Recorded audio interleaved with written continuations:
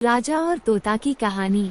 एक समय की बात है, एक राज्य में हरिशंकर नाम का एक राजा राज्य करता था। उस राजा के 3 पुत्र थे।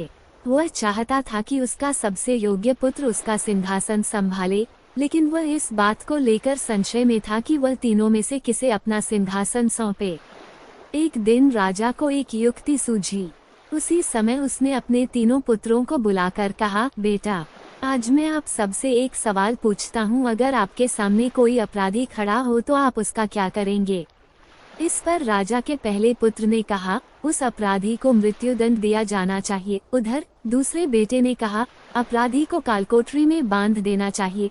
जबकि तीसरे बेटे ने कहा, पिताजी, उसे सजा देने से पहले हमें ये देखना चाहिए कि उसने वास्तव में अपराध किया है या नहीं।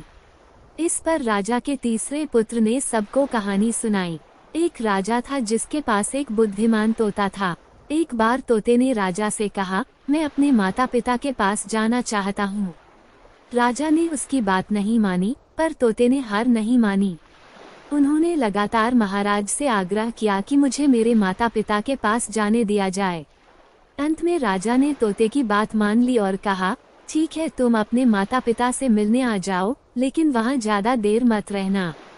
राजा ने तोते को सिर्फ 5 दिन की इजाजत दी और कहा, तुम 5 दिन में अपने घर वालों से मिलकर लौट आना। इसके बजाय तोता 5 दिनों के लिए अपने माता पिता के पास चला गया। छठे दिन जब वह राजा के पास लौट रहा था तो उसने सोचा कि क्यों न मैं राज के लिए कुछ उपहार ले जाऊं। फिर वह पहाड़ की ओर चला गया। दरअसल वह महाराज के लिए अमृत फल प्राप्त करना चाहता था।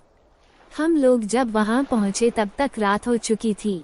तोता पहाड़ पर पहुंच गया और फल ले गया, लेकिन रात होने के कारण वह आगे नहीं बढ़ा और वहीं रुक गया।